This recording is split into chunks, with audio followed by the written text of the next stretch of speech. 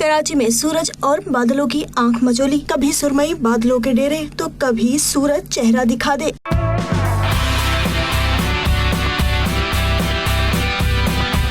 सूरज और बादलों की अटखेलियों में शहरियों ने भी खूब फायदा उठाया। कराची वालों ने वीकेंड की सुबह सीवियों का रुख कर लिया। दोस्तों और फैमिलीज के ग्रुप समंदर किनारे ठंडी हवाएं एंजॉय करते रहे।